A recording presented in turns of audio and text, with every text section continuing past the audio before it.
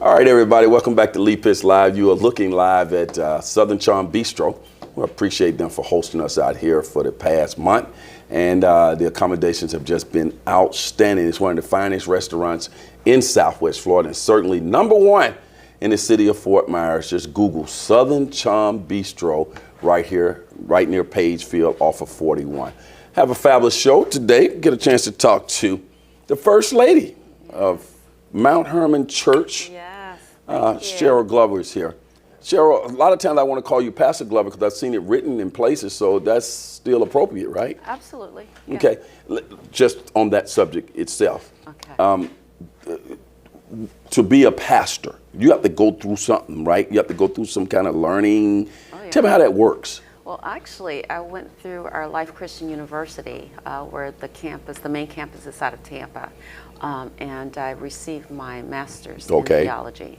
Really? Mm-hmm. Okay, so yeah, you're Pastor Glover, Yeah. Pastor Cheryl Glover, Yes. AKA First Lady, Yes. AKA putting on an outstanding women's conference that's coming up. It's coming up. Call the name of that conference. It is Beautifully Broken, Allow God to Mend the Pieces. That name, why? Because we have women all over the world that are broken. And so many times they don't have a sacred place where they can actually acknowledge those broken places in their lives. And what we tend to do is women take those things and they keep them hidden in their heart. And sometimes when they hide them in their heart, it comes out in other different ways. So Beautifully Broken is allowing God now to take those pieces so that he can mend your heart. Mm-hmm. Let me ask you something. As a pastor, mm-hmm. you get to see things and hear things that the average person has no idea what's going on in people's lives. Yes. And to a certain degree, you're almost like, I guess, psychologists, psychiatrists. They will sit there, they will, under the guise of spirituality, God, religion, they will tell you things that you can help them with. So these types of conferences that, particularly like the one that you're putting on, is a great therapeutic way for people to get their message out and communicate and talk about it, huh? Absolutely, because we don't often have places where women could feel safe enough with their hearts. Mm-hmm. Too many times we have locations where they have empowerment conferences, but what we're doing is we want it to be transformative. So we create the atmosphere to allow God to come in and help them work on those broken places. Women are fragmented and they're looking for a place for restoration and healing. Mm-hmm. When you say women, you can correct me on this, do we need to understand that nobody is perfect, that everybody has their challenges in terms of males and females, but in this particular case, you're focusing on women, and that as a result of that, you shouldn't be embarrassed about the process. You should seek out help and friendships along the way? Absolutely, especially for the church congregations. Too many times we have people that don't understand that therapy is good.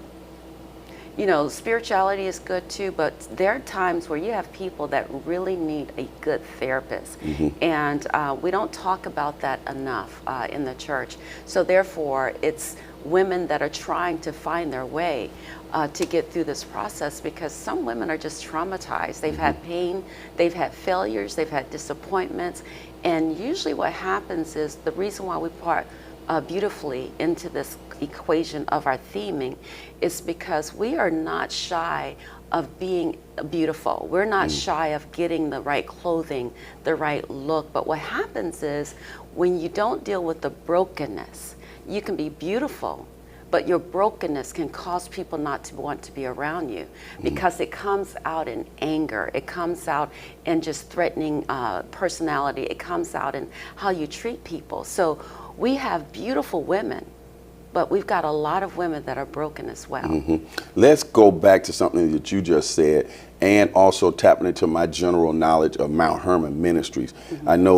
I don't know if this is Mount Hermon Ministry sponsored, but yes. I know you're putting on this women's conference. Yes. One, I know that at Mount Hermon Ministries, you have a wide range of people who are members there, who go to the church, all ethnic, races, ages, creeds, and this and that. But at the same time, when you say that we don't talk about it enough, the majority of the people that I think that don't talk about it enough is African Americans, people, black people. Okay. Right. Is that when you say we, that go. That's what I'm talking about, because just think about our grandparents. You tell your grandparent that you are having an issue, the first thing they're going to say is we need to pray about it. But there are some behaviors that prayer is not even going to be able to address. It's got to be something that you know in your heart of what's going on, and you need to have a place to talk about it. If we were to tell our grandparents and our parents that I'm just feeling a little depressed, they don't understand what that looks like. They don't understand what that means. And in those days, they would say, we're just going to pray about it. We're going to take you to the mother of the church so that you can get prayer. And prayer can help all of those things.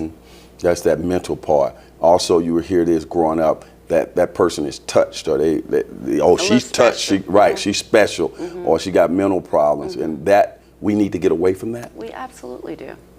We absolutely do, because there are real issues that people have died having these issues, but were never addressed, and it's mental health issues. Talk about the conference and what you expect to accomplish there, and whom would be a good candidate to register for the conference? Right now, any woman. Okay. Because I can tell you, on the average, there's more than 80 to 90% of women in any setting that will hide their brokenness. And what happens is this conference is open to every background, every race, because we all enter into the same apartment, this area of brokenness. So you don't have to be a certain nationality to be there. We want you to come because we know that there's a area that we can allow that's created for you to just find a place for a healing and restoration. My whole life has been here the last 5 or 6 years is to help remind people and women of their self-worth, their value, and a lot of times you can't get to that first because you got to deal with those issues. You've really grown in that process of being more outspoken, because from much of the time that I've known you, you've not run to the spotlight. But now it seems like there's a renaissance in you where you're getting out, you're talking more. You even have a book that's coming out. What's the title of that book? That book is The Mirror of Truth. It's a sacred journey to self-love. And a lot of what you're talking about as it relates to the conference, self-love, all of that ties into this, right? Into it. Self-love is so important. It is important because if we can't love ourselves, how can we love you? We can't, because until we learn how to create boundaries and understand it's okay to have a value for yourself and not allow your self-esteem and self-worth cause you not to love yourself. I like to say it like this: when God created us, and I say us now as in women, we were the last thing he created. Without a woman, it would not be in us. So just the fact that he trusts us enough to be able to be a vessel that he would use to create the earth, if you can't think of anything else, know that you are loved unconditionally. You talk about some things that people need to let go of, from to forgiveness to finding strength and all these things. Yeah, because see, this is one of the things that will keep us in our places of silo. There are traumas, and I did a message at Agape on this. Women have childhood traumas that they carry on even in their lives today. And what happens is when you have a trauma, it's harder for you to talk about that trauma because it's going to take you back to that place. No one wants to go back to a place of trauma without having someone to help them get through that trauma.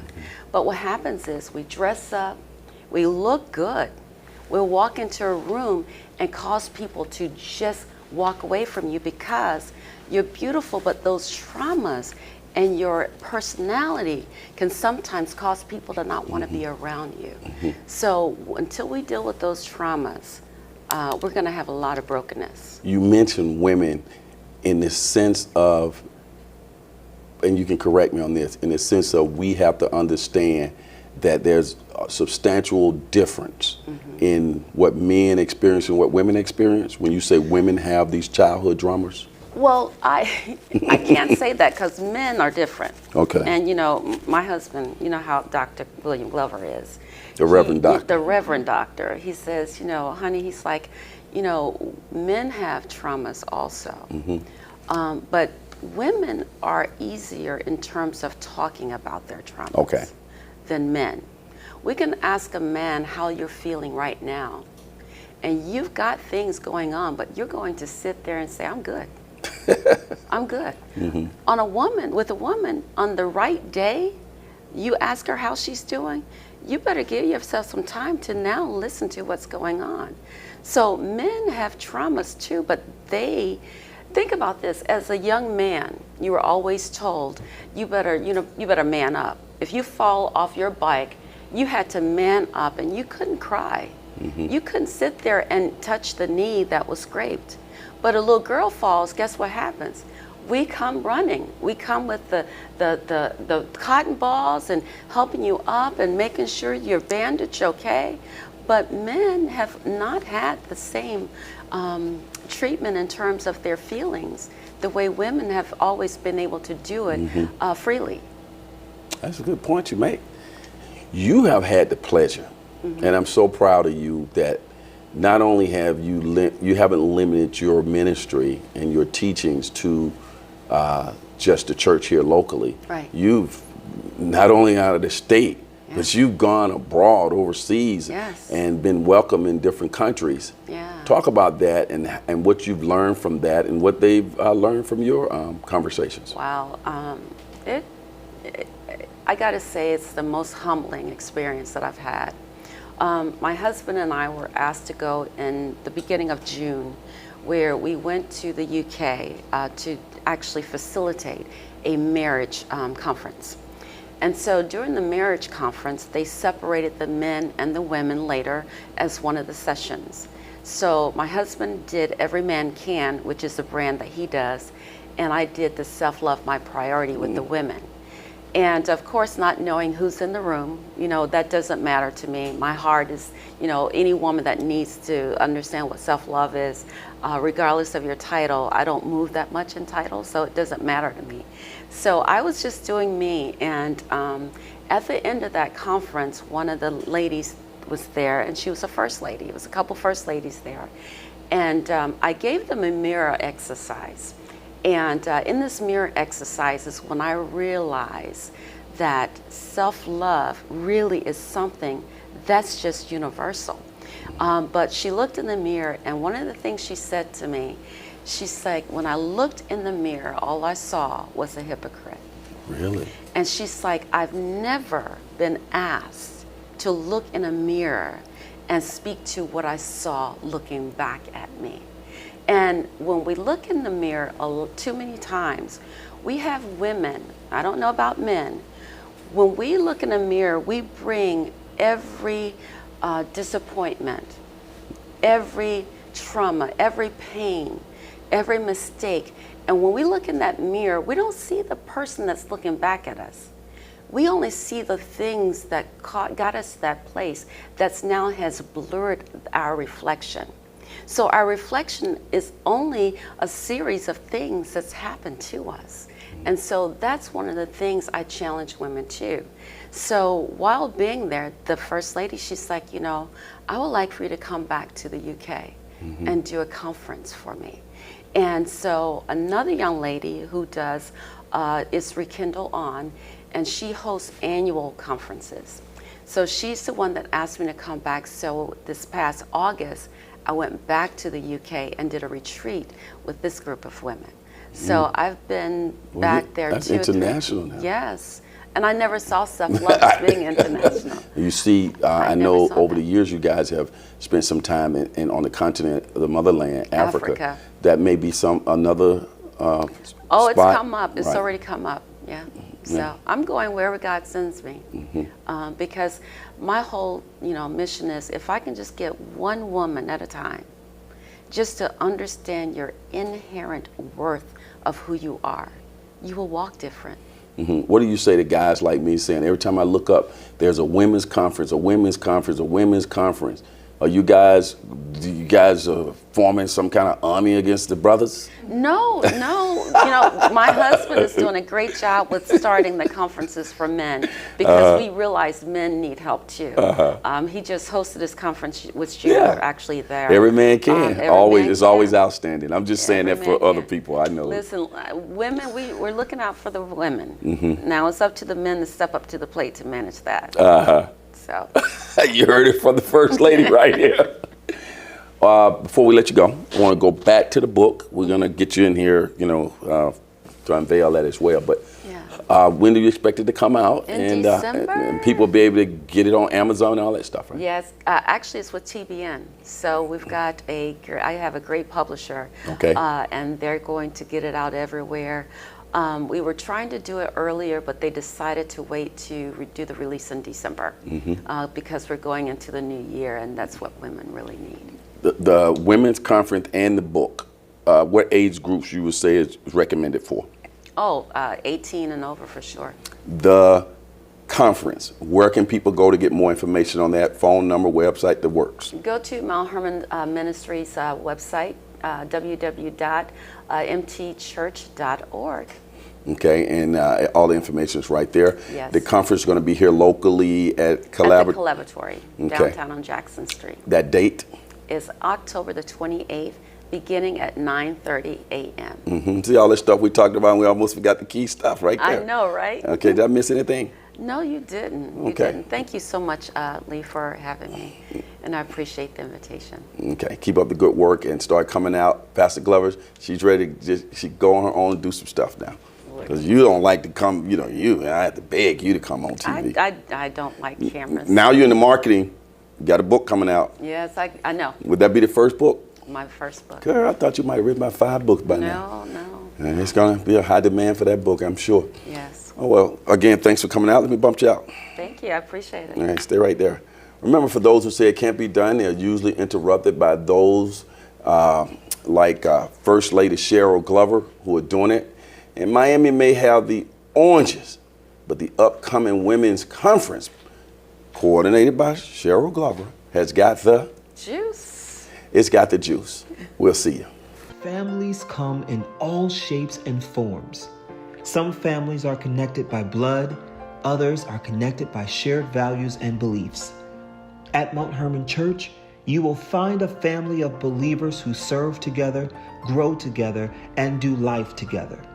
Under the leadership of Reverend Dr. William L. Glover and First Lady Cheryl Glover, you can find a church home with a powerful worship experience, a dynamic word, and people ready to welcome you with open arms. Join us for Sunday service at 11 a.m. Visit our website, engage with us on social media, and be a part of the Mount Hermon family. Welcome home! Lee Pitts Live is a Lee Pitts Enterprise production. Hello, everybody. This is Lee. I'm so glad that you watched that particular show. And if you enjoyed that show, we got other shows like that. Just subscribe to our YouTube channel. Watch Lee Pitts Live on demand anytime. And also hit us up on all our social media platforms. Just type in Lee Pitts Live, and there you go.